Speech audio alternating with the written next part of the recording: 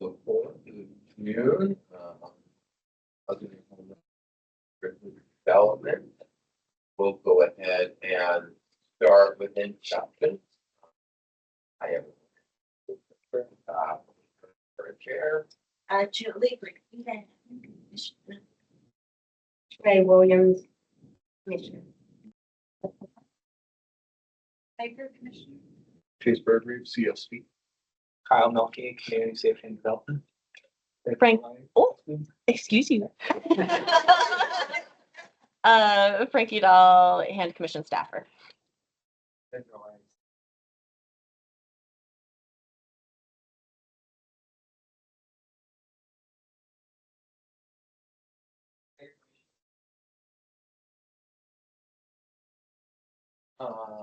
Mine, we have, yeah. Hi, everyone. Thea Agnew Benben with the mayor's office. And just so you all know, I can't hear most folks. So Oh, Here we hold go on. again. We have Lila. Hello.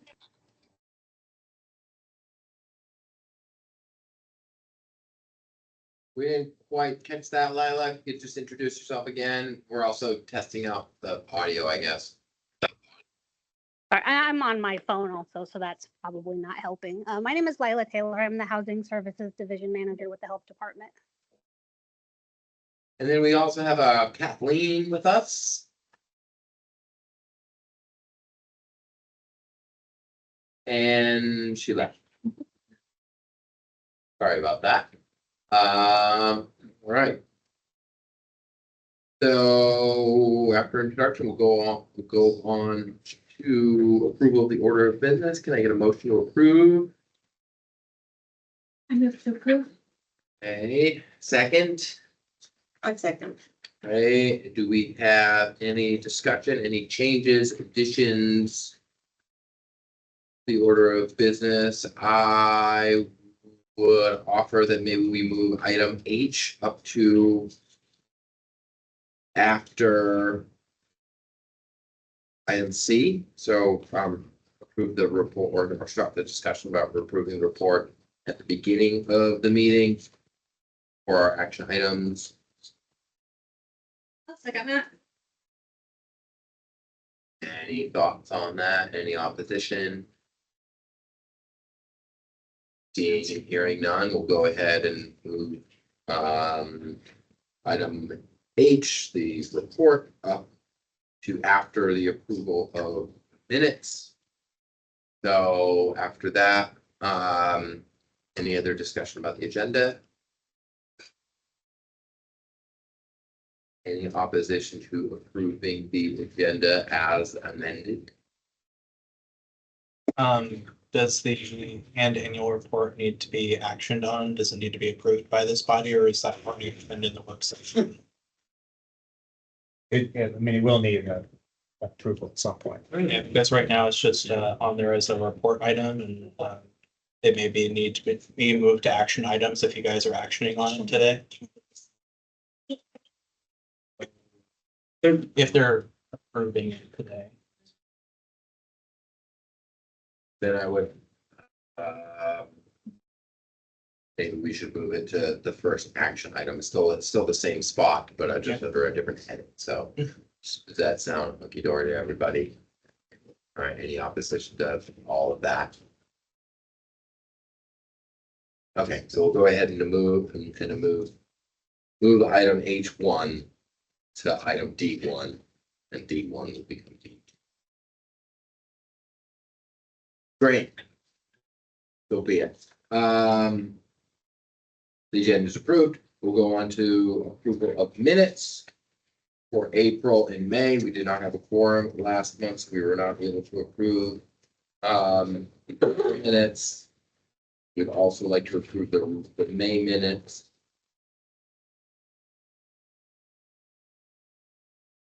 Take a moment to review those. Right, do we have copies of April? No, I didn't print off versions this time. I had them last time and they're all in the web. Was 50 so much. Thank you. if I looked at the April minutes last month, they looked okay to me. We can always do it next month as well. Yeah. If you want to always copy. If we would like, for April minutes. Hold them up if you'd like. Yeah, you want to pull them up real quick? Actually, I have a. Bible story one, yes, sir.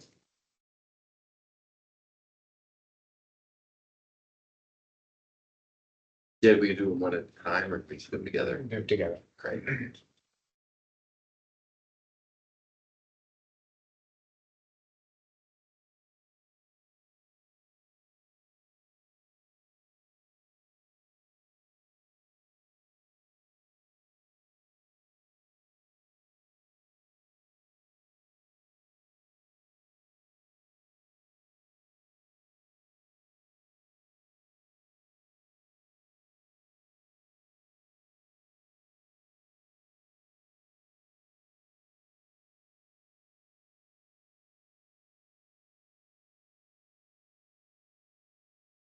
And it's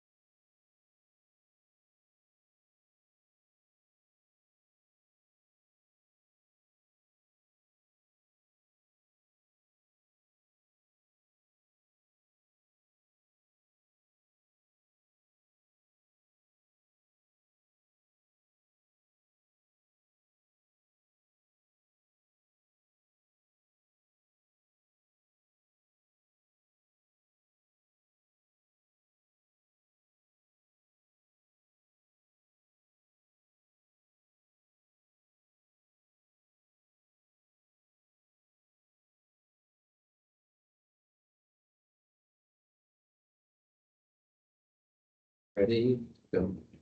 Entertain a motion to approve the April and May minutes. Approve April and May minutes. Which means. And second. Second. Any discussion? Changes, adjustments? Well, I have a question. That for the May minutes, the commissioner comments, Commissioner Maestro resigned. But there's nothing listed as to why So and what actually, comments. that came out of a conversation that I had at a training that I went to recently. Upcoming minutes are going to be much less detailed. When you are providing a record of something, you want to rely on the recording for intent, not necessarily for the minutes for intent, because there's a lot of potential for error as a person who is trying to interpret. And that can create a lot of issues with like me misrepresenting somebody's intent accidentally and then them wanting to come back and correct that and have it be on the record. So typically minutes, and this is something that I have not been doing, but typically minutes are much more succinct. So. The minutes capture the facts and then the intent and all the, eventually motion. everything else, yeah. There are going to be much less details in minutes moving forward. Thank you for bringing that up. And I understand that there were a couple things out of that show that we decided we needed to talk about as a result of what he stated about the role and responsibility of the hand. And I think that's the only part that I don't see it represented anywhere. If in the that's minutes. something that you want on the agenda, that's something that when I send out emails, you're welcome to ask me to amend the agenda or move through the chair to do so. In the approval of the order of business. I am sorry that I did not put that on the agenda this time, but Because I think that was something that the commission decided we would talk about at a future meeting. Yes, about sort of the Role. role, yeah. I So think we Like to decided we add that would talk to about the that. next agenda for our next meeting. sure. Are there notes as to what he had with our bullet points as to what his reasons were? The recording is on the website. I've been told that that's supposed to be the official record. Yeah, and I think my interpretation was, some of the things that we've talked about before with the commission about, wanting to be more impactful and more involved.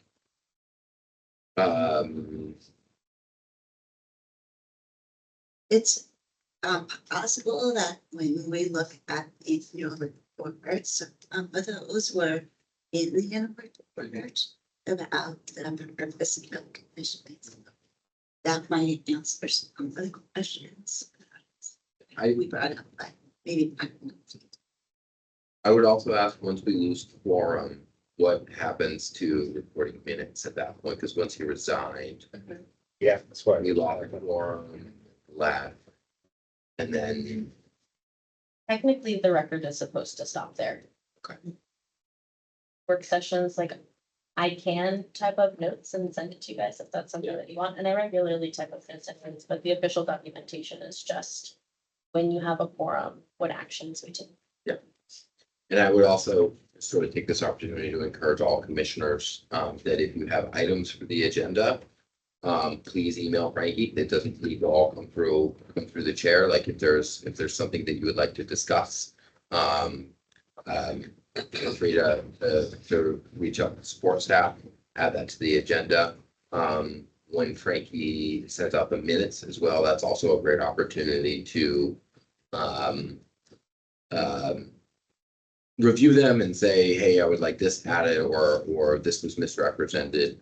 And then we can have those ready to approve it at, when we do meet. So, the other opportunities to do that would be when we, approve the agenda, as we just did. That's another good opportunity to add or modify, items to the agenda. While we were approving the minutes. I think it's probably more efficient if you know about it, to do it via email, ahead of time. So, with that, the motion is a approval and a second for approval of the minutes. A little bit of discussion. Sorry, one last thing then. Sure. So then, does it make more sense to have this section on the main minutes that says work session notes removed?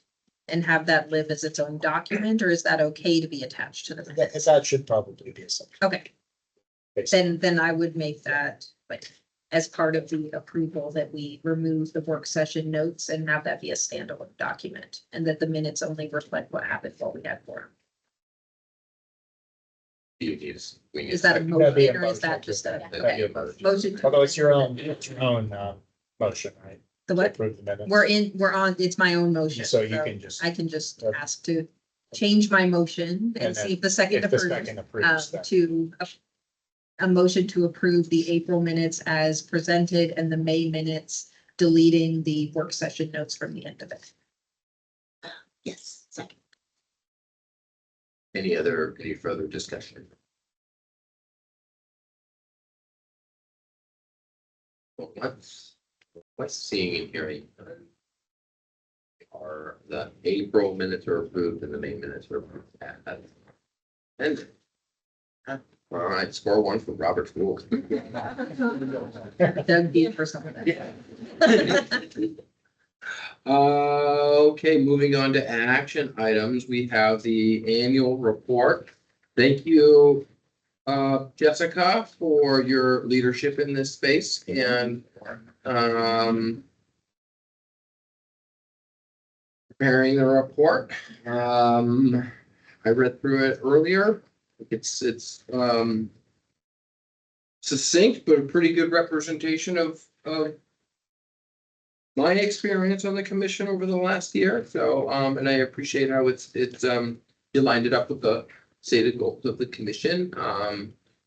I think we would probably, Jed, help me out here. We want to have a motion to approve, a second, and then discussion about it, or can we talk about it first? Yeah, well, if you're planning to approve it, then you should probably have a motion and second with it. So maybe I would just ask commissioners, is there desire and intention to try to improve it at this meeting, or do people want a month to really review and chew? What I will say is that, in an email that I sent out earlier, I was misrepresenting the date. It was due June first, not June thirtieth. So you're up. You're late on it. Okay. Would like to approve it at this meeting, but as the chair, I can make motions. So I would welcome a motion to approve. I will This report. move to approve. I'm going to say for discussion purposes so that we can have the discussion and make a decision to vote at the end of that discussion. Second. Have a second. All I right, think that's a motion. Every motion has discussion. Yeah. Oh, you move to approve it. Move to approve it. well, I'll open it up for discussion. Well, under discussion, just to share some of my mindset and how this was put together. We did hold a work session where we talked about some of the past reports that have been submitted, some of the activities that happened in 2024 from the commissioners who were commissioners during 2024. We talked a lot about some of the challenges that the commission had in 2024. And so I took those notes.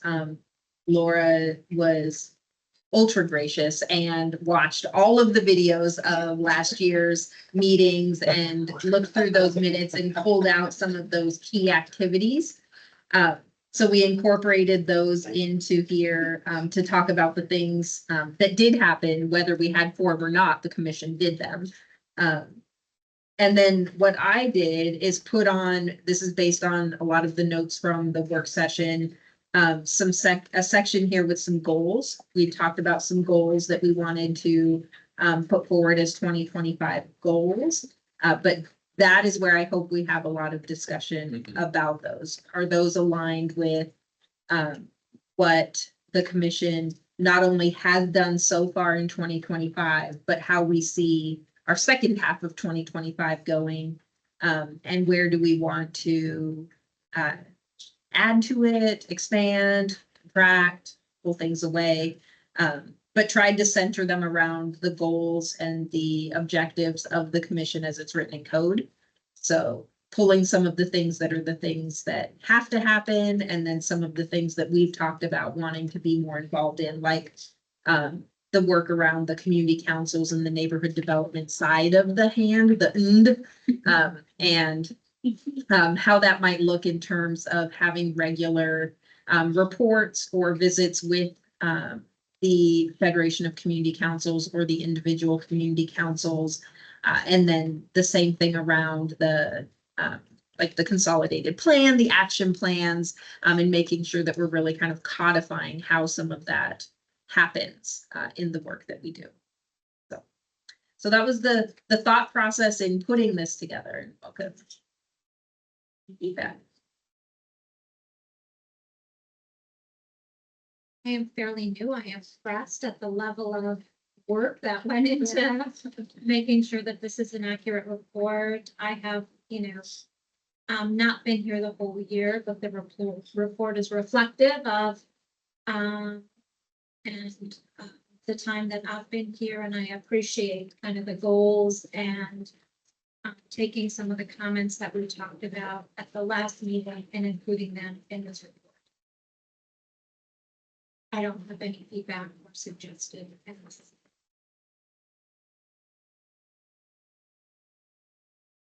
I also thought, since I wasn't here at all, that it was very informative. I did have a question. I think it's a question I raised last time. The way it's worded, continuum of care.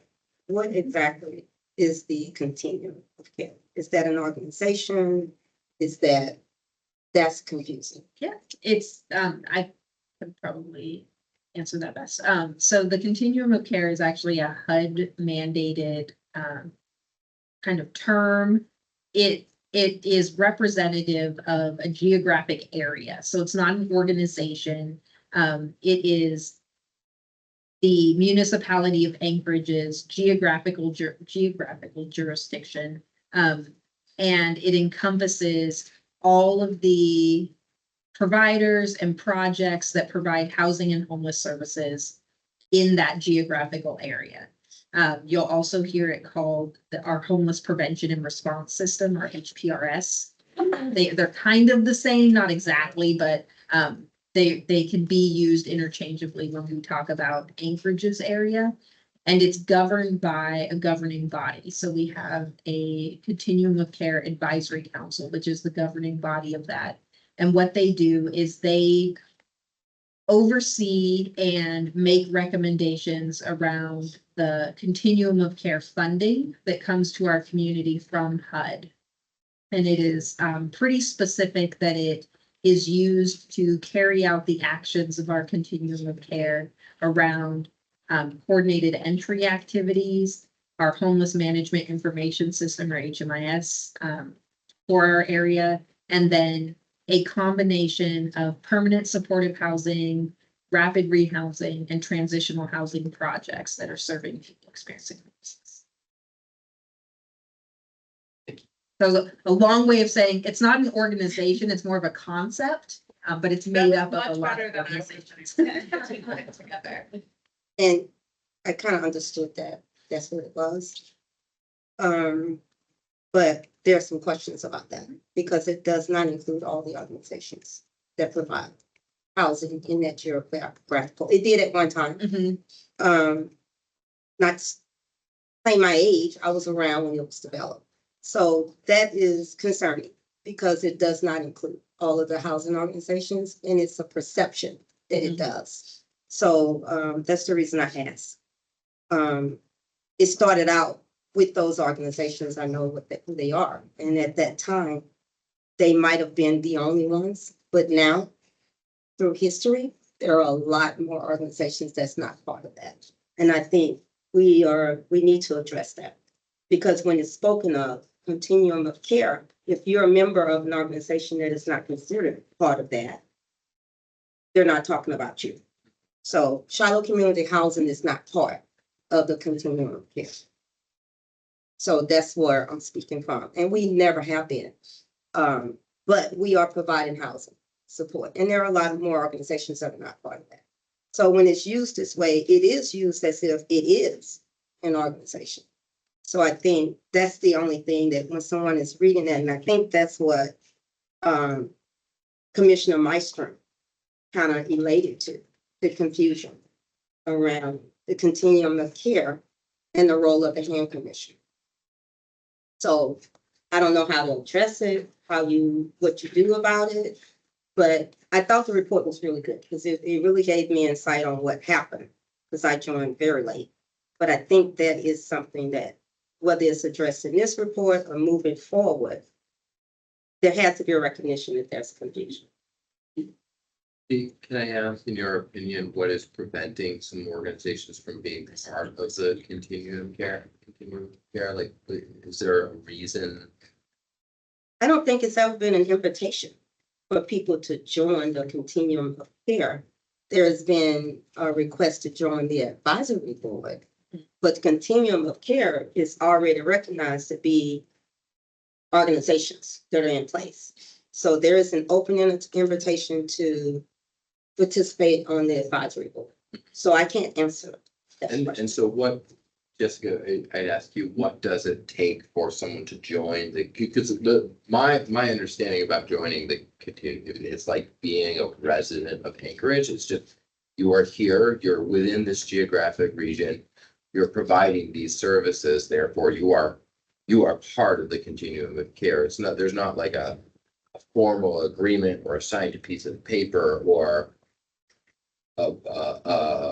an exclusive meeting or anything like that. It's just if you are here providing services within this geographic region, then you are considered part of the continuum of care. Yeah, so, and this is gonna be a little bit of history here also. So back in 2020-ish, the Anchorage Coalition in Homelessness used to be the continuum of care. The COC was an organization, it was ACH. And there was a separation when ACH started doing stuff that wasn't just a one-man show overseeing the COC, like staffing the meetings, basically.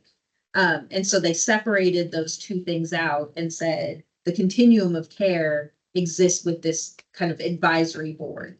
But back in those days, to be a member of the continuum of care was an actual membership thing. You signed up for it. I think it was like a $25, $50 annual fee. Like you became a member. And so it was more of like I checked a box and said, I want to be part of this. But when it's separated out, Dave's right. It's kind of more, if you're in our geographical area and you're providing those services, inherently you're part of the continuum of care that people are receiving. The meetings that are held are open to the public, so anyone is able to attend.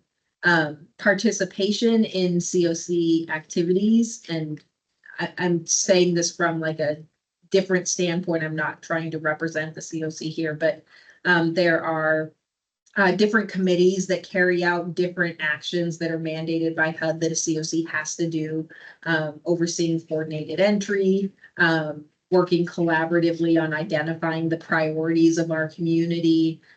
We have a community priorities committee, a coordinated entry committee, a compliance committee that oversees kind of how our COC functions and does it check all of the boxes that HUD says we have to do. And then a data committee that works really closely with our HMIS lead to ensure that our data quality is good, that we are promoting participation in HMIS amongst people who are part of our COC, and that we are communicating that data and kind of telling the data story. So the work of the COC happens by anyone who wants to be part of those committees or attend those meetings. The advisory council is who like kind of makes some of the decisions around how that works. So that explained it a little bit better, but I think the Anchorage COC does suffer from some messaging and some communication problems because we don't see a lot of participation in those monthly meetings. And I think that doing a better job of promoting what it means to be a member of the COC, what you can and can't do, that overall continuum of care, people who are part of the continuum of care, that's who votes on who gets the funding. That's who participates in the rank and review committee and has that ultimate say in what our priority ranking looks like. So I think it is important, and there is a big role that could be played by the providers who aren't necessarily serving on the advisory council. And I think we, as a COC, need to do a better job of kind of promoting that out and saying, here's why this is important and this is how you get involved. The other side of it, I think it's important for the COC leadership and the advisory council to hear from providers who don't come to those meetings, either because they don't know about them or they don't feel like they have a part in that, and what do they want to get out of that as well. It's not all one-sided there. It's not come to the committee meetings and do a lot of work and don't get anything from it. So Groups that provide services, they need to also be part of HMIS. we have in HMIS speak, it's called participating providers and non-participating providers. So if you're a provider, you're a provider, and it's just whether or not you participate in HMIS. In a perfect world, I could have everyone in, but I get that. And I think one of the main things is the COC are those organizations that are receiving HUD funding. Not necessarily. It's beyond that now because that's how it started. Oh, yeah, no, it is definitely, I think there's only, I should know this off the top of my head, 7 organizations that get COC funds. Right. And there are more than that that's part of COC. Yes, considered part of it, not the advisory board. Yeah, but the actual COC. So I'm unaware of that. Yep, very much. Okay. But I think it needs to be clear. Yep. I think it needs to be made clearer. And I think if we wanted to formalize some of that, under goal number 5, where we talk about that coordination with the continuum of care, because that is part of the that is part of what's in code. We could put in there, you know, something along the lines of the HAND Commission working with the COC to help integrate some of the work or create some better communications around that. I did put a bullet on receiving regular reports from the governance board. I think there's a lot of work that happens at the COC level that this particular group would really benefit from receiving. As there's work done on the gap analysis, we just finalized some of the point in time count information. You know, that's reports I think that would be really useful as we consider how some of our strategic work aligns with that and recommendations that we might be making, understanding where the community is seeing gaps or growth or things like that.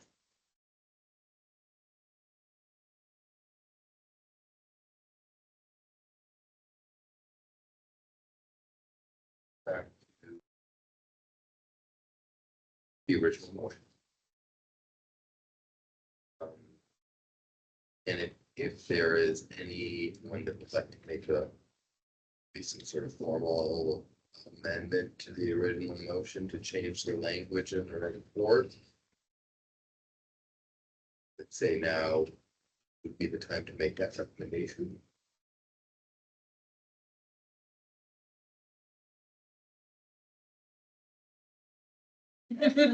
I think we vote this motion. And then I guess if you approve the report, but as is, there's no changes to it. Once it's approved, so. Like, it's approved. If you don't approve it, then it's open for discussion of how you're going to change it. Yeah, I don't think you can make a motion within a month and keep it or leave it, or that's not the way. Well, That's not Oh, how- you could, I mean, you You could, can, subsidiary motions is what To they're called. approve it or not, approve it, Yeah. right? Yeah, so that's why you need a second. yeah. It's not just you, but if you and a seconder both agree that you'd want to amend it, you can. That's a subsidiary motion that then has to pass or fail. And once that passes or fails, then you get back to the main motion, which is the approval. yeah, so you can amend it by motion now if you want to do that. And, you know, have specific language that you want. So, So the motion would be to approve it with revisions? I mean, what would that? Approve it motion as amended. So you know, you'd have an amendment and then you vote on the amendment. And if the amendment passes, then the main motion passes. So would the motion be, not that I'm making this motion, but would the motion be, I move to amend goal number 5 to add bullet? Okay. Yeah, right. And we would want to have the specific wording because that will need to go. I don't know what those bullets would be, but I think that's what we're talking about, amending it.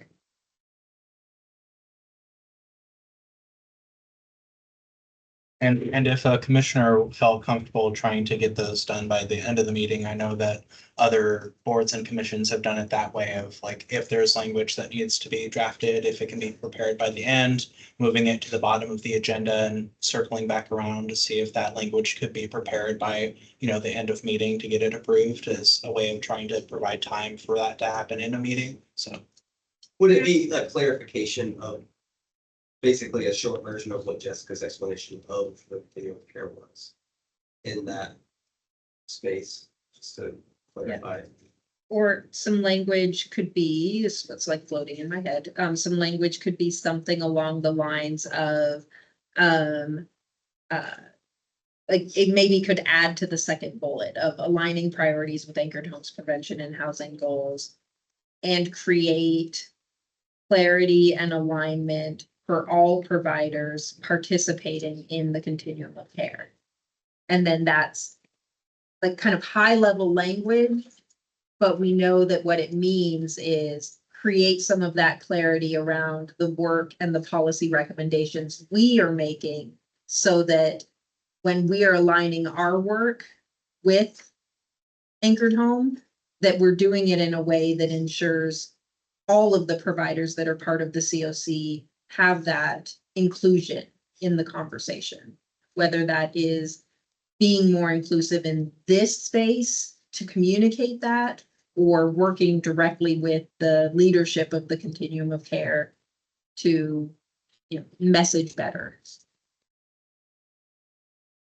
How about that? Do you like that? Write that down. Oh, no, I would recommend just the one sentence and then it's more of the underlying meaning behind it. I liked your brainstorm idea. Do you think that captures Yeah, what you're talking I don't about? think you're gonna write all of that, but. No, I think we just do the one sentence. So Yeah. to do it, an individual Yep. would have to. I can make a that, you wrote it motion down. To. But you have Just the gonna read original my motion. writing. So after the end of goals and create clarity and alignment with all providers participating in the continuum of care. Yeah, so you made the original motion, so you could amend your motion. Okay. And get approval for the second. Then that would be the main motion, and you wouldn't need to do a second one. So I will amend my original motion, to be, moving to approve the annual report. Adding language to goal number 5. Did you catch the actual language or you want me to say it all out loud again? Say it again. Um, And if you could read my writing. And create clarity and alignment with all providers participating in the continuum of care. An agreement, second, Laura, Agreed. Yes. and we would have discussion on that. I guess my one question is how. And commissioners, how do we create that clarity? What's the? What voices? So I- Those are nice yeah. words. How do we They do that? are. So some ideas, could be. As we're receiving those regular reports, that is opening some of those communications, because receiving a report would also mean we'd be giving feedback, on that regular report.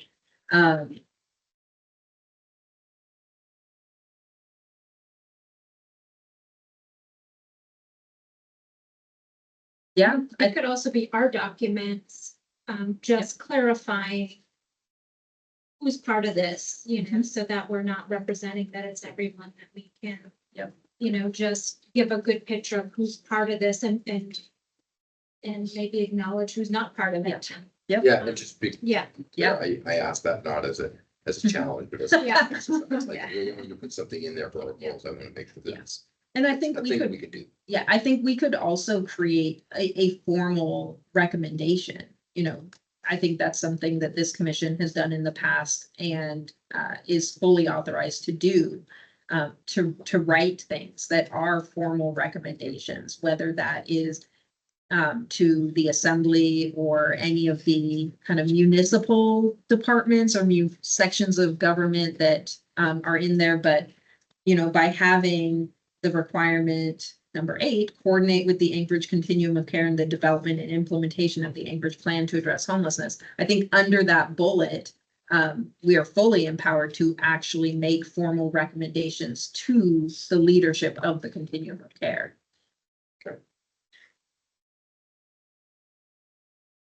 Well, with that, I would call a vote on the initial motion to approve the report. And so this is a big thing. This is our report. I'm gonna ask all those in favor, say aye. Ayes from everybody. Any opposed, same sign. Congratulations, commissioners. We did we did the thing. Great. Another fun thing, we need to elect the vice chair. So I believe the way that this works is, correct me if I'm telling lies here. A fellow commissioner can nominate another commissioner. That commissioner can say, yes, I accept your nomination, or no, thank you. And then anyone that accepts a nomination, we would, if there's more than, we would vote to approve. Mhm. If there's more than one nomination, we would Good. do You could do a vote between. we would do a vote. Ballot. Ballot. Is it ranked choice? Yes. Yeah. So, I don't know, we'll cross that bridge when we come to it. at this juncture, I would open the floor for commissioners to nominate each other. Who wants to be the vice chair? Ask in advance, what are the roles of the vice chair? The chair is what I do, Right, which is just kind of like ad hoc, run the meeting as best I can. And then I email with Frankie from time to time, and try to find stuff to put on the agenda, bring in presentations, that type of thing. The vice chair does all of those things when I am not available. Just wanted to for- clarify. Yeah. Yeah, Yeah, it's basically a backup. to the chair. backup. Yeah. And those are the only. Because we don't have we historically we've had a secretary, but we don't because we got the wonderful Frankie Dahl. And we don't really have any funds, we don't need a treasurer. Yeah. So it's just chair and vice chair. And when you're chairing a meeting, you're not allowed to make motions. Yeah. Are you allowed to make motions on motions? Or I it's just you can't make. think you may be able to, I'm not sure. Yeah, since you can make a point of order as the chair and Yeah. things like that, so there's some set of motions that.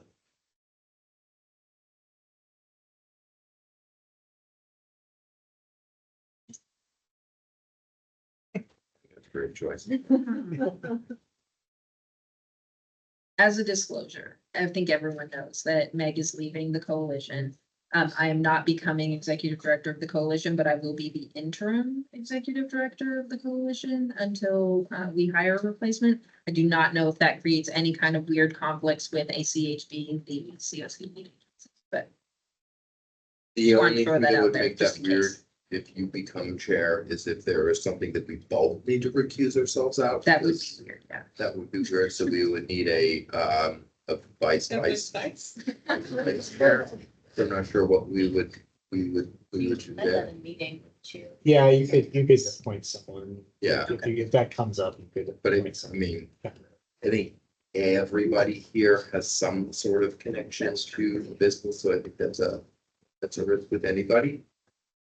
That's when that happens, so we need to submit an updated economic. Yep. disclosure plan. Will do. Got like a month, so. Well, I think the big question, Jessica, is do you accept? Yeah, with that, I would accept. With any other nominations? Going once. Going twice. We have no other nominations are now closed. So now. Someone needs to. Motion to approve Jessica's nomination for vice chair of. I don't think you necessarily need a No, motion because it's already before you just. what do I need to do? Just call it. I'm gonna call a vote on Jessica. Everyone but Jessica can vote. So I'll just call for unanimous approval of Jessica becoming vice chair of the HAND Commission. Any opposition, speak now or forever. Peace. Once, please, congratulations, Jessica. I was just assured that I only have to fill in when Dave's not here, so. It was just a real easy job. Wonderful. Okay, moving on to informational items, and I will just say. If you will notice under, so we're gonna get some presentations about some things. We do have, I would ask to hold discussion on the new business items, because we're gonna talk about those in the presentations. We do have some time carved out to talk about those in new business, so it'll be touched on, so if we could hold discussion for that, and I would like to make sure we have some time for discussion, and it is 4:47, so if we could move relatively quickly through the presentations. And then we have sort of some follow-up during new business. And then just for timing purposes, I'm gonna ask, are there any members of the public that would like to give general public comments today? And we want to make sure we're saving time for that. So I see a couple of members of the public online. Kathleen and Kenny, is anyone interested in providing public comment today, or are you just here to listen? My I'm public just- comments, so thank you. And Right. no public comment from me either. Okay, thank you both. So going on, we will hand it over to our very special assistants to the mayor, Thea and Farina. Thank you for joining us today. Hello. Wow.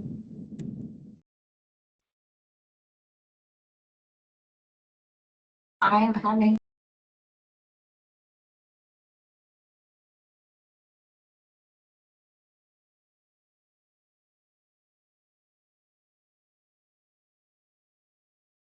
You're muted if you're talking.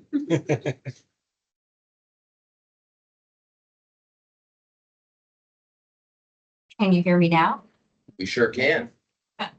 All right, excellent. Well, we are just gonna pretend like everything I said before was exactly what you didn't need to hear. So I am going to apologize that I did not send you out our designated overnight parking overview document. I am actually tweaking it and it did not get its last final approvals from our internal team in order to get that sent over so that you actually had a document in front of you. But I appreciate the opportunity to be with you all and just give a presentation on where we are with designated parking. I do also just want to flag just some quick communication and a follow-up. I heard from Jessica that you are going to be moving into the acting. Is that after, do you have a start date for when you would move into acting for ACEH? July 11th. July 11th. Okay, thank you. I do want to make the group aware, if you are not already tracking, that the municipality has posted notice of abatement for the Davis Park as well as snow dump encampments in Mountain View.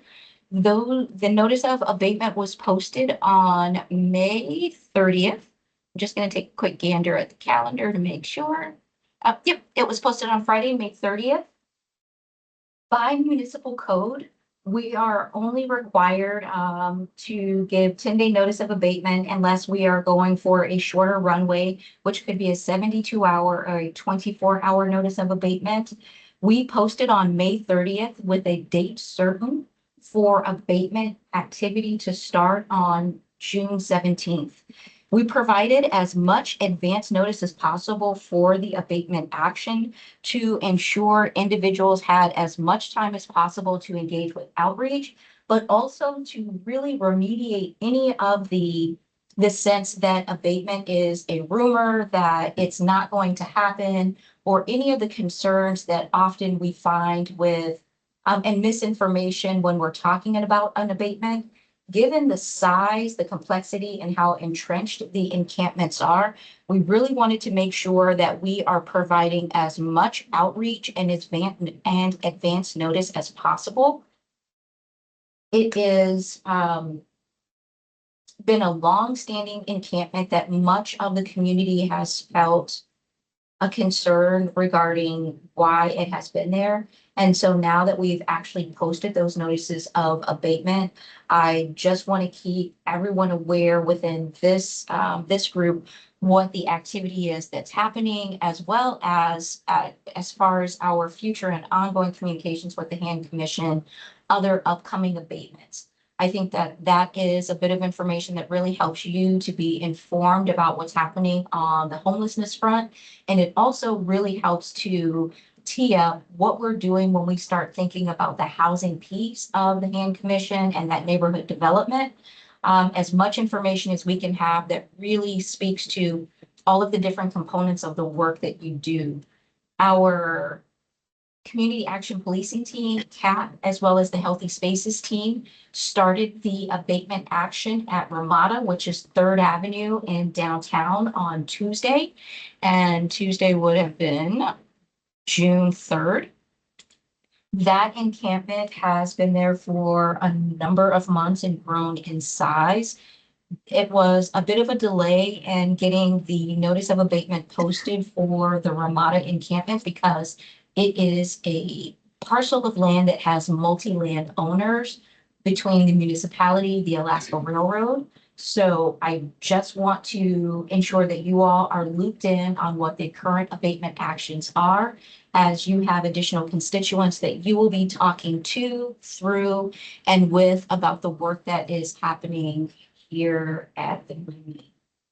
I will pause there because abatement tends to be a pretty straightforward conversation from my perspective, but I know that sometimes there are questions. So before I jump into designated parking, does anyone have some questions about the upcoming abatement at Davis Park or Snow Dump, or the current action at Ramada?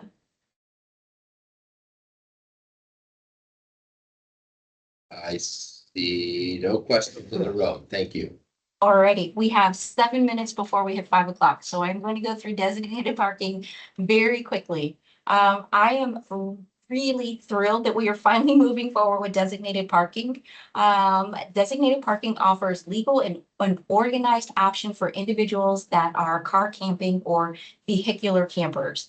Many of you, because you are an informed group, would be very familiar with overnight parking that's operated in the lower 48 in many large cities that experience homelessness at the same kind of incident rate that we see here in Anchorage. What we learned last summer is that we just have a serious number of individuals that are car camping and don't have a place to do so legally and safely. So according to Anchorage Ordinance AO 2024-2026 and through municipal code under chapter 16.128, we are authorized to create and operate a designated safe parking site for individuals. We are looking to have that service operational July, but I just want to warn everyone that we will have an RFP that drops hopefully next week, which means we will probably go operational a little late in July, but the service would operate July 1 through September 30th. Designated parking would be a seasonal service with capacity for up to 50 vehicles per site with an authorized waiver by the Anchorage Health Department. We really want to be very thoughtful around community impact. So the authorization up to 50 is language that's pulled directly out of code. We have a minimum capacity of 25 vehicles at any site. We are optimistic that we will have at least 2 sites operational to ensure that we're really meeting the need for our community. Again, the program will be operated on a seasonal capacity. This year would be from July 1 through September 30th. In the out years, we would, because we have gone through all of this the piloting of the demonstration in our out year, so in 2026, we would expect the service to operate from April through September 30. That really gives individuals that runway that they need during the spring and summer months to be somewhere safely. Designated parking has 2 really critical components. A, ensuring that there is site security, that those individuals that we are serving are safe, as well as access to restrooms and sanitation. We know that individuals that are homeless often have to try to figure out where can they go to the bathroom. Things that are not considered individuals that are car camping sometimes are families. So having clean, safe, accessible restrooms for families is something that we really wanted to make sure is a service that's available. Site security. Anyone that is utilizing our designated parking has to go through a permit process. Every vehicle that utilizes designated parking has to be a vehicle that is roadworthy with license, insurance, and registration. I know for some that may pose a barrier, but because these are municipally operated services, we have to ensure that we are not creating a separate enforcement that if I were to drive a vehicle with no license, insurance, or registration, and I were pulled over on any road in Anchorage, that would be actionable by the police. We cannot set up a service that does not have those same requirements. So I just wanted to share that to kind of assuage any concerns around what may make that service feel a little more high barrier. The service would operate from 6 p.m. to 8 a.m., 7 days a week through the seasonal period. 6 p.m. was very specifically designed to think about when do we have our community services such as the library and other public places that people could be safely and comfortably closed and not have those individuals driving around Anchorage or lined up waiting to get into designated parking for any exuberant period of time before they could get into the site. So 6 p.m. to 8 a.m. The service does require access to case management or peer support on an as-needed basis. Given that it is kind of an overnight site, we wanted to ensure vendor safety. So we don't require that case management to be on site just as a matter of practice, but access to that case management and linkage. Because not only do we want to ensure that people have a structured overnight safe place to be, but there's also that linkage and connection to service that's often missing when someone is car camping. They're not necessarily always plugged into some of our homeless services and other coordinated places. So this is one way for us to actually get a count of those individuals and then to get them linked into services. Looking at my notes, I will pause there with 1 minute until 5 o'clock if you have any questions. It's not a question, but I just wanted to share that one of the biggest challenges when facilitating and performing the point in time count is people in vehicles, particularly people who are in vehicles that run and move, because they do exactly that. They move, they park in one place, and then the next day they park in another place, and the next day they park in another place.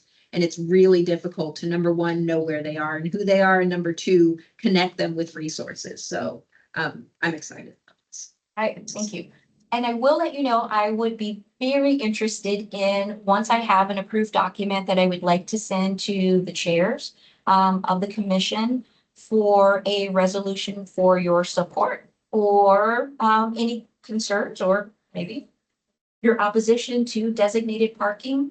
I would like to be very clear that we do not have any identified sites. There are a number of locations that we are still considering. We are absolutely looking at municipal right-of-way. The request for proposal should be issued, again, very optimistically, by the end of next week.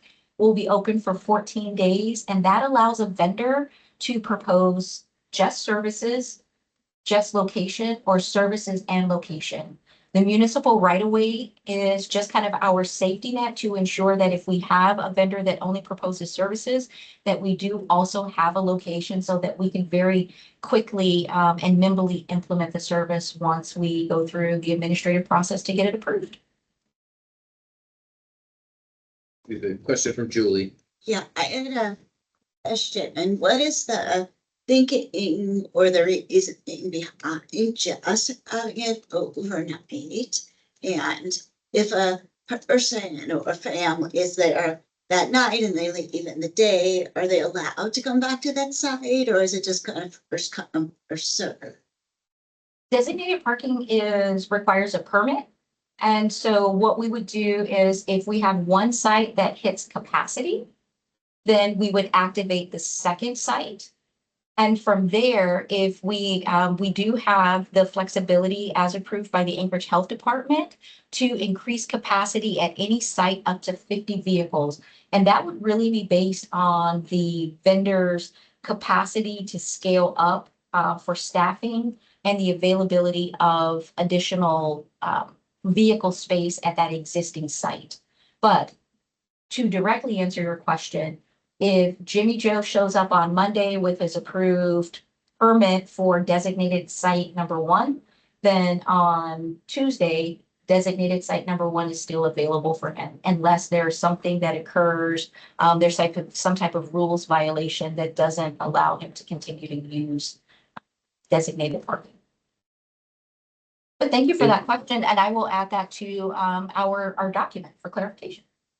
Yeah, and I would just highlight another part of that question about what, and correct me if I'm representing you incorrectly here, but the logic behind only being open overnight and not being open during the day. And I think, something that we have seen in shelter over the years, that there's often people that might work nights and they need the place to be during the day.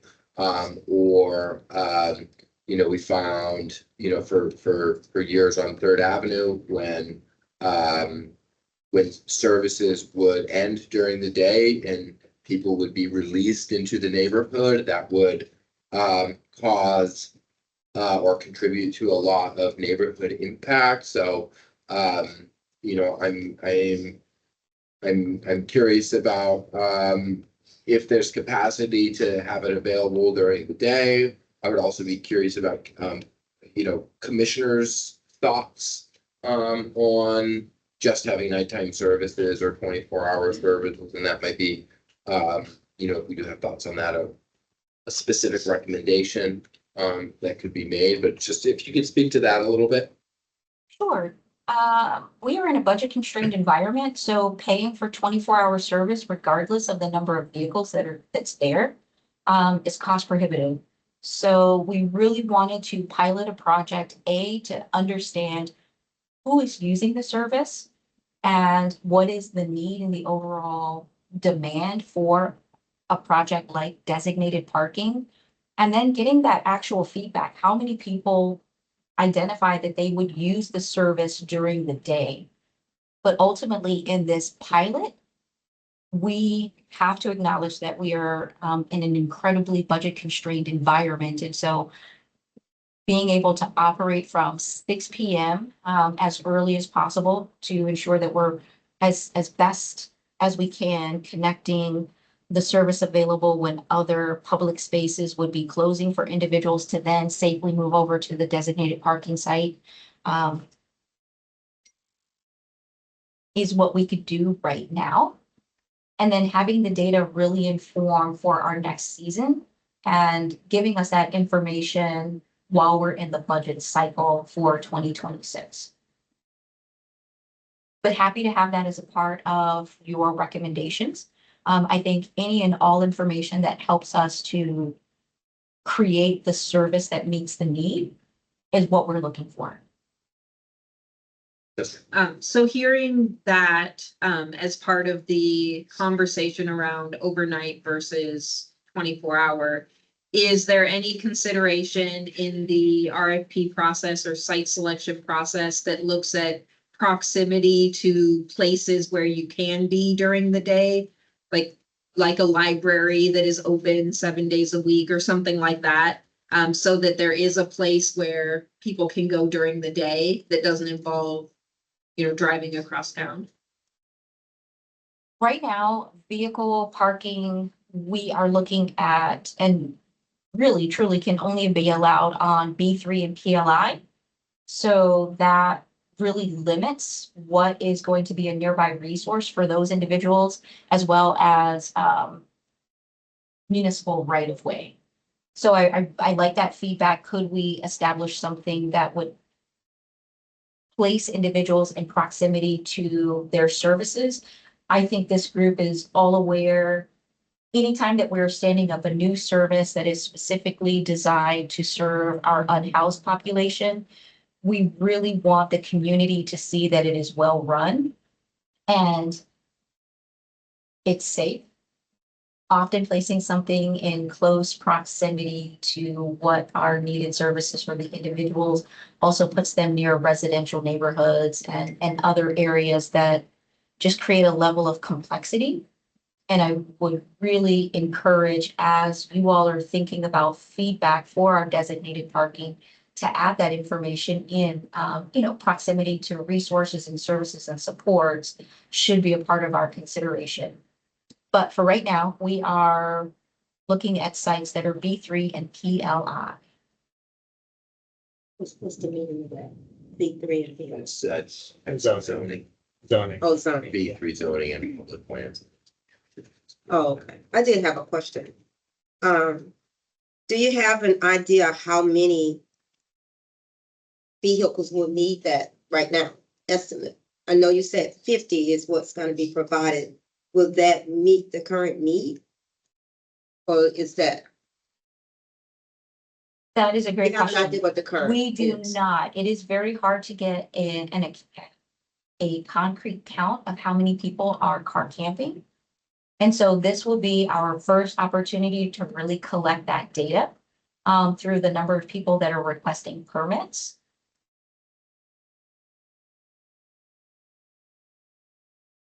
The limits that we have for total capacity are also informed by what is in our municipal code.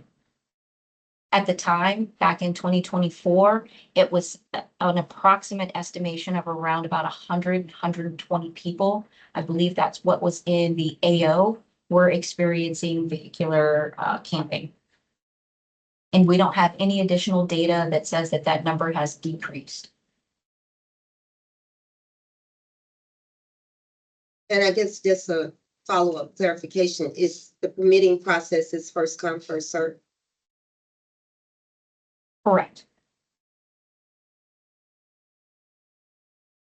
And the permitting process would be operated through AHD.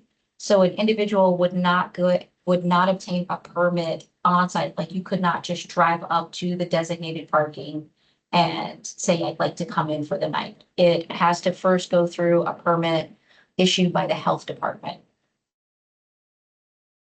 Thank you. I think, under new business, we have some more opportunity to discuss this. So time I ask that we move on. I would just ask Farina if you have any update on the municipal micro units project. I will look to Thea to provide a quick update since I took more than my 7 minutes. Tomorrow, let's see, Friday, not tomorrow.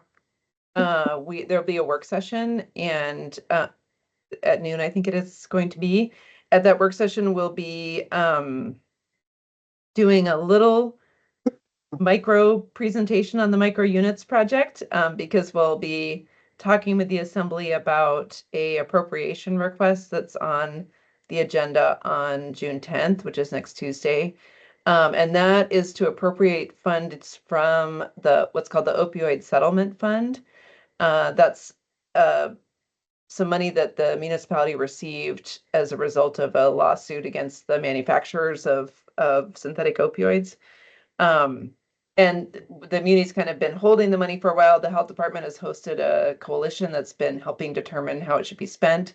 So there'll be some appropriation requests. And one of them is for the micro units project. That project is going to be put out for RFP, hopefully in the next couple of weeks. We're looking to construct around 24 micro units. We're really building from the success of In Our Backyard, but also from similar projects in other communities. And we're looking to operate these micro units as what's called a recovery residence. That's a community behavioral health program that is a very low barrier way of people who are experiencing homelessness, but also want to get into recovery from behavioral health issues, whether that's mental illness, substance use. They can be housed in one of the micro units and then engage in case management, assessment, peer support, and outpatient treatment. And right now we're kind of like Farina was sharing with the designated parking project, we're still trying to hone in on a municipal site. Most likely it will be somewhere in the Tudor Elmore campus that's near where a lot of other municipal functions are. And we also are going to create the opening in the RFP for bidders to bring their own site. So for example, if there's a church, as an example, that has a big parking lot and they want to host some micro units in their parking lot, they could apply for this RFP and receive funding to develop the site and either build or procure the units. And then the health department separately will be putting out an RFP for an operator. And that will need to be a community behavioral health provider that can deliver this type of service. And then most likely that RFP will also be creating the opportunity for that provider to provide services in other locations. So for example, at the former Golden Lion, which is the evolving Alaska Center for Treatment, we might have that same provider delivering services there as well. So those are two things those are the two kind of purposes of the appropriation that we'll be asking Assembly approval of or for on Tuesday night. And I gave a really pretty detailed presentation on the micro units project to the Assembly Housing and Homelessness Committee maybe like a week and a half ago. So I'll drop the link to that presentation in the chat for you so you can, get more detail on the project. And then, of course, if you want to talk offline anytime about it, I'm happy to talk about it. And also another thing just to share is that Jed was able to go with another Muni employee, Daniel McKenna Foster, to Atlanta recently. We were invited as part of the Bloomberg initiative that the mayor's a part of, and was able to go on a learning tour and see a kind of similar project that was developed there. Their project is for housing for people who were formerly homeless, and they used old shipping containers and converted them into housing units. But it's kind of similar to what we're doing. So they were able to go and go on that learning tour, which was really cool to hear about.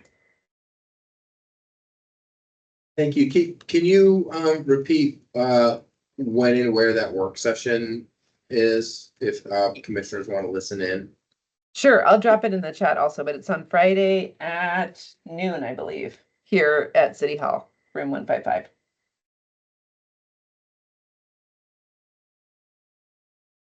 Okay. Actually, it's at 1 p.m. Sorry. Yeah. I'll put the links to both those things in the chat. And that'll also be on YouTube. Yeah, it's an Assembly committee meeting. Or sorry, I'm sorry, Assembly work session. Questions on there? Jessica. Just a quick question. You mentioned that the tour that that Jed and Daniel were able to take was a similar project, but permanent housing. What were your mindsets or thought process on having this not be permanent housing? Great question. And when we talk to the Atlanta people about kind of our vision for this, how it would be smaller units with fewer amenities, basically than the units that they have, they were actually pretty encouraging of that and thought that would be a good way to do it, to provide more transitional service to get people stabilized and then move on into permanent housing, as opposed to their project, which is set up such that it could really be like permanent housing, although most people, I think their thought is most people will move on to other housing after a relatively short period. It kind of it fills a different niche basically than what were looking at, but one that they're definitely aware of is a need. So, slightly different approach, but a different part of the same puzzle, basically.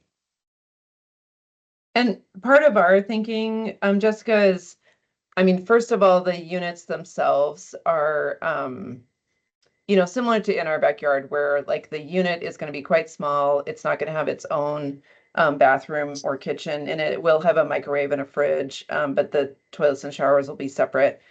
So it doesn't really meet the requirements for, a unit that could be supported by a voucher or that type of thing.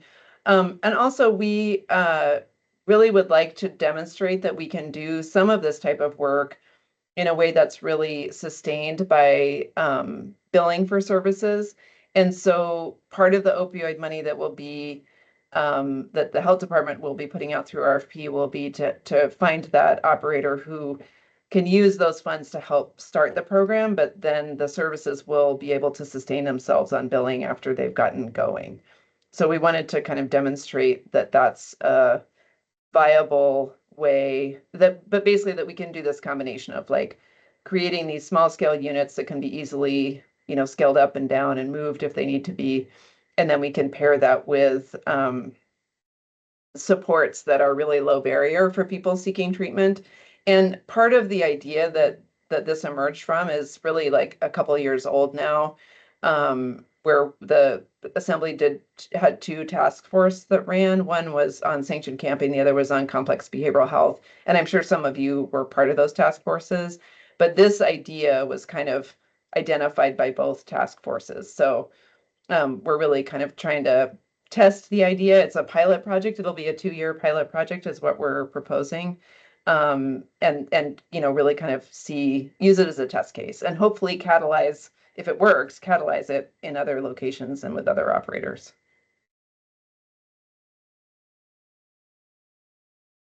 All right. I'm gonna move this along here. 12 minutes left. We have an update from CSD, Jed, as quick as you can. Yeah. So we have, so a couple of things. One, our 2025 action plan is currently out for public comment. We had a public hearing last week about that, accepting comment through June 20th. You can find a copy on our website. And so we're happy to accept comment. We could also give a presentation on it if you'd like. One of the projects in that action plan, actually, we also are finishing up the RFP process for, we put out a request for grant proposals for the CDBG capital projects. And we have selected a tentative project to include, and submitted a recommendation of awards, but unless it was posted in the past couple hours, it had not been posted yet by purchasing, but that is in the works. And so hopefully when we actually submit the final plan to the assembly, that will identify the specific project that we'll be funding. This is all well ahead of the schedule that we've had the past few years. So, but those are the only updates I have.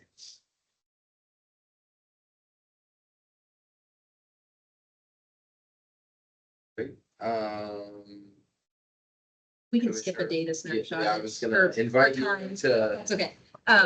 I'll make sure I put the link out, or actually maybe just email it, but on our website is the dashboard. Anyone is welcome to look at it anytime. And it's also linked, our data snapshot is linked directly from the municipal site, the Turning the Tide site, has a direct link to the data dashboard as well. So you can find it in both places. Happy to answer any questions and make a more detailed presentation. Jessica, I had a quick question, which was, I think you shared a little bit of an update on the pit count. But I'm like kind of a little bit inundated with assembly member requests for data. So I was wondering, is there anything that can be shared? And if not, when will it be shared? Let me check with ICA if they've cleared the flags yet. But it's due to HUD on, I believe, the 16th. So the latest I will have it is the due date to HUD. Okay. And maybe if there's any tidbits you can share with me sooner, that would be awesome. Sure. Okay, thanks. Thank you. Moving forward to some new business. Last month we had a discussion of the 10,000 homes. There was some presentation on that. There was some good discussion around that. Highlight, Michelle, you had mentioned potentially making a recommendation about tracking or recommending a certain number of those homes. Or just keeping an eye on permanent support housing. So I invite you to speak about that. Part of the reason why I joined this commission is I support behavioral health providers that assist individuals trying to get into transitional shelters, assisted living, permanent supportive housing, housing in the community. And there is a significant shortage of permanent supportive housing, assisted living facilities for individuals with complex medical and behavioral, and transitional housings that are all safe for vulnerable adults. So I would like to put forward a document. I just couldn't get it done for today's meeting, but I would like to try to aim for July 2nd, and maybe working with Thea and others to figure out what we might. And I think with the 10,000 homes, that is a 10-year initiative. Yes, Um, yes. And so not having it prepared for this Yeah. is fine. But I appreciate that, and cool, we'll have an actionable thing that we can actually, it's like, one thing that commissioners have really wanted is to do things. We listen a lot, which is great. We get a lot of information, but doing things, I think this is one of the reasons why we all join. So I look forward to seeing that. Something to consider, that is, if you do want to collaborate with other commissioners on it, please work with me to schedule a work session. We cannot edit documents on the OneDrive, so any documents on there are just for reference, and will be PDFs. Got it. And we can have two commissioners get together and chat, but once we get above two commissioners, that needs to be a work session. Great. I'd like to add something. I'm willing to work with you. I would, I think it would also be good, because I actually spoke to the guy that made the presentation. If some affordable housing is Yeah. also. Yeah. Established out of that, Absolutely. because it's not necessarily part of it. Yeah. Yeah. So I'll work I'll with get you. your contact information. Okay. The next we have a discussion about state parking. We have 6 minutes. Can we, You can vote to extend. Yeah, you need a motion. anyone want to make a motion to extend by maybe 10 minutes so we can have a robust conversation, or if people want to get out of here right at 5:30? I will make the motion to extend for 10 minutes for us to have further conversation. Any opposition? Groups. So yeah, we'll go to 5:40, but just want to make sure we have some time for discussion. Municipal safe parking. We had some of this discussion, and some questions, I think, it was just sort of an open discussion. While I understand it is a pilot, I also think about, something being palatable to the community in future years, and a pilot to be palatable to the community in future years seems to be successful, in year one. Julie knows a little bit about that. And I'm concerned about neighborhood impact if we are closing at 8 AM and releasing people into the neighborhood. And I think that could negatively impact neighborhoods that are in the area and could lead to a lot of opposition for opening it back up in April. And everyone says, oh, look at what happened last year at 8 o'clock. We had, I'm sure a lot of you read the article. We had chaos at Target and Cabela's, and so I think my initial thought would be, we want to make it successful, and maybe smaller scale but successful is better than larger scale, and reduce services. So there's that, and the other thing I would say is we mentioned the task forces, and I think that there are probably a lot of good information from the sanctioned camps task force that could potentially be applied to designated parking. And I would encourage that to be looked at, and with that, I'll shut up. So I don't have it in front of me, but the AO or AR, I mix them up all the time. Whichever the thing was that allowed this to be put into code to happen, had a series of things that had to happen in conjunction with it. Some type of, I think the term was screening, but some type of screening from adjacent properties, sanitation services on site to include refuse and bathrooms. But it also, if I remember right, called for a good neighbor policy, similar to what the shelters have, to be in compliance with shelter licensing. So I don't know if the terms of that good neighbor policy are that, the local community councils have to approve of that for it to happen, but I think that can go a long way towards Yeah. reducing the neighborhood impacts, is having a really strong good neighbor policy, with actions that come from it. So it's not just, oh, we said we're gonna do these things, and then when we don't, nothing ever happens. You know, something that is truly a feedback loop of, you know, this thing happened, your neighbor, good neighbor policy said, if it happens, you do this thing, and now you did this thing, and now we're happy again, type of thing. Yes. But definitely interested in thoughts of people who have good neighbor policies and whether that has actually been effective in reducing the neighborhood impacts, or did it feel like just a feel-good Band-Aid that you put in place? We have a good neighbor, a good neighbor policy with Fairview Community Council and also with Central Lutheran Church. And the best part of that really was all the pre-work we did.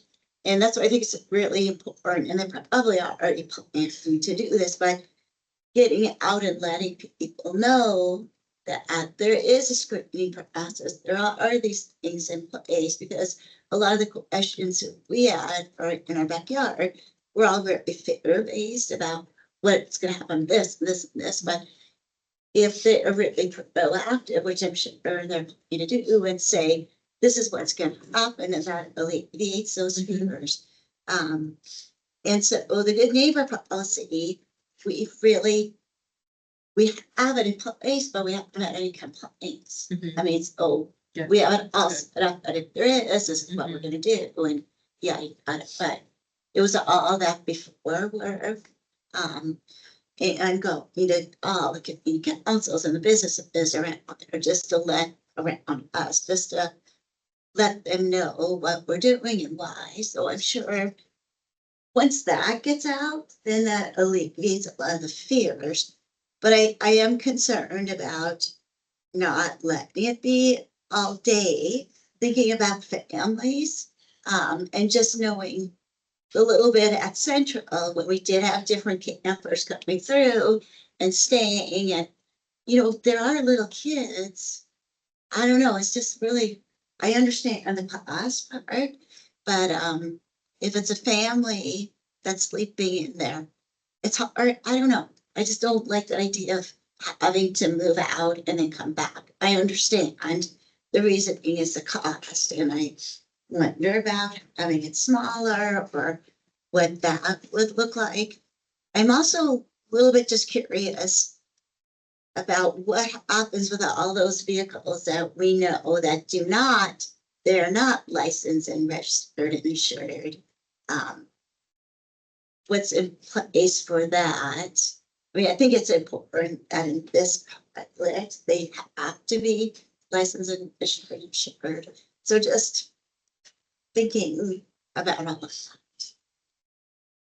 Yeah, I would also add, to sort of on the good neighbor policy, I 100% agree, like that pre-work was a really big part of that relationship building with the community council and the neighborhood. And a good neighbor policy, at least the ones that we have in place, are less about you will do this, you will do that, and more about if there's an issue, these are the sort of like the rules of engagement. Like, these are the people that are designated to speak on behalf of the agency. These are the people that are designated to speak on behalf of the community. And then this is how we will engage in productive and meaningful dialogue. And it's you know, just sort of sets the guidelines for that. So you don't have community member A talking to staff member B, and none of them are really speaking for the community as who is authorized to make decisions for that organization, and just sort of like sets that. You know, and then, you know, about the 24-hour piece, you know, I think about what is the role of shelter, like what is, and this is like in essence, it's shelter, and it's to provide stability, right? It's to provide basic need services, provide stability, and asking someone to leave every day takes away from that stability. Giving someone a safe place to stay at night, like, is a piece of stability. But if we're asking someone to pack up, and drive north and use a quarter tank of gas, you know, and then come back and then go back and forth every day, you know, I think that that is, causes a really good idea like this to be able to not provide as much stability as it could. And you had a really good point as well about people often work at night. They work nights, They yeah. need to sleep in the day. And we see that. Yep. Us thinking about it. Yep. So that's really difficult to. So, I mean, I think it's probably, we probably do not have time to make a formal recommendation or resolution, because I think anything that we do needs to be laid on the table for at least a month. Or are we able to, I mean, you could in theory introduce something for vote today, but you'd have to have the actual text of it, and so Right. that would So, be tricky. that happening in 7 minutes, I don't think is realistic. However, we could, I don't know, what can we do here, Jen? action by email? You can like, work out, drafting of a resolution, over email, and then introduce it on the agenda next week, with proper notice. So I'm Yeah. gonna say, in the OneDrive, which I'll send out a link to, I've made a template for a resolution. One person can draft it, they can send it to me, I can send it out to commissioners, collect comment, and you can discuss it at the next one. Be able, so would we be able to discuss and vote on it in the next one? Yeah, you could do, you don't have you don't have the sort of, notice requirements that like the assembly has in terms of, timing of introductions and approvals. You could introduce it and approve it at the same. And that would still be after the RSP drops and everything, but I think it would still, if commissioners feel it's important, I think it would be still important to get on record. Yeah, it'll be after the RFP drops, but before the process is finalized, and they would have selected an operator. I mean, probably. It sounds like they're trying to do and go as fast as possible. Yeah. Probably they wouldn't have the operator selected before your next meeting, so it could inform some of the decision making. Is there a draft of a municipal safe parking project? I did Verena mention There's there's, mentioned that it's not ready for public review. oh, okay. And this is just a pilot, right? This is a Yeah. one-year pilot.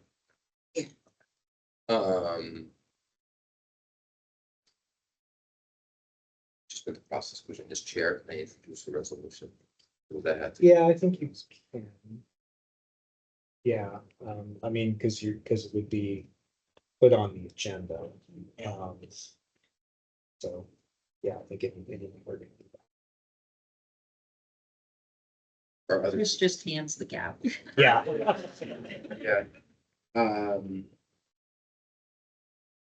So I volunteer myself to draft something.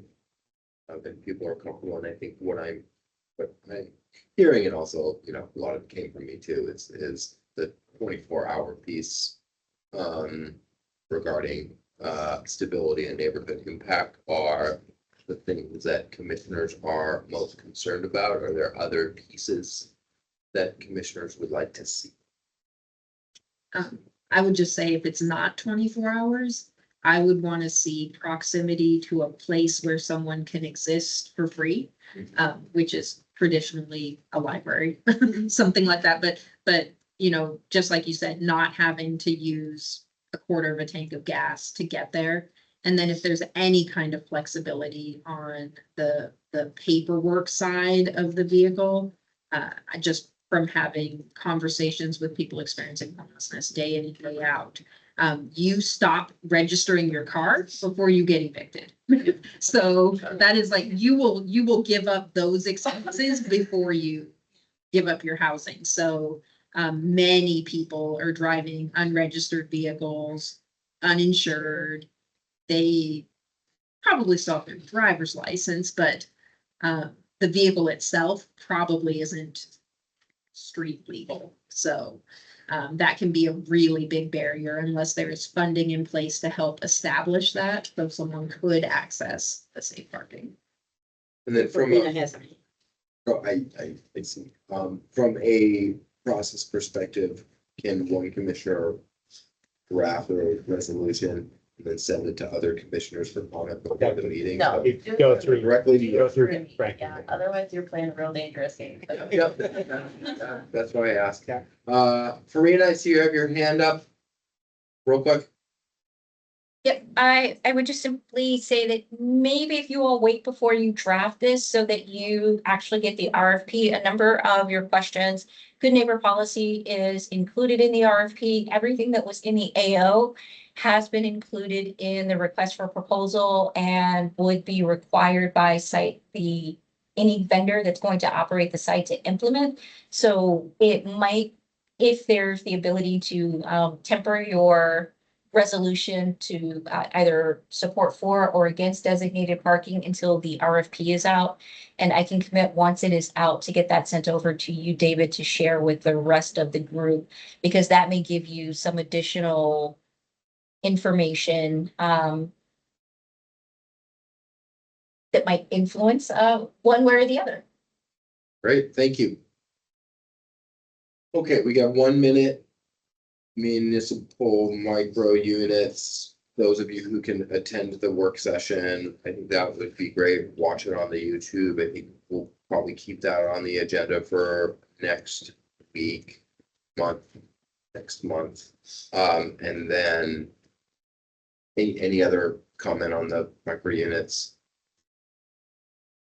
And then we'll move on to collaborating with other commissioners. We have an invitation from the Parks Commissioner to Parks Commission to sort of see how they do their work and how they. So we may invite them in July or August to kind of like learn from what might be just a more established and mature commission. Not that we're not sure, but we're in a rebuilding year. We're in a rebuilding year, and I think it'd be good to learn from some other commissions. So that'll be coming. With that, commissioner comments?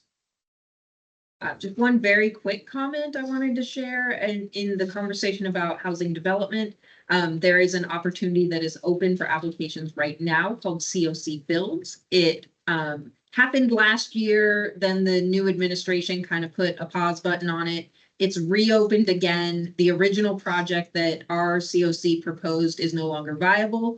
The property is under contract, so opening to new projects. Anyone who has an idea or something to put forward, that would be lovely. And if you want to know more information, let me know and I can forward you the RFP that we put out for that. It is a very tight turnaround. It's due to HUD June 26th. And it was released on May 16th, and they just held their informational webinar today. So it's very, very quick, true HUD fashion.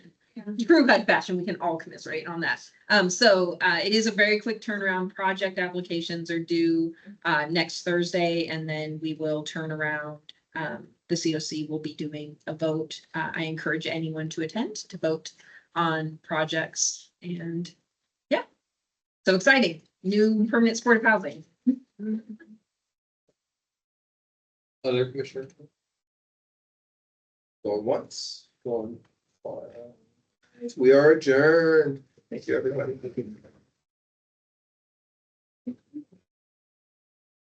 Yeah. Nobody motions. No, but- To adjourn. Well, they hit Any the, motion to adjourn? I move to adjourn. Second? Second. Any Yeah, opposition? Jen has a good point. They did hit their. they hit their. I was gonna say, They you hit couldn't timeline. automatically adjourn And it. they by got then. adjourned. Okay. Connect, thank Okay. you. Yeah. Oh, good to have.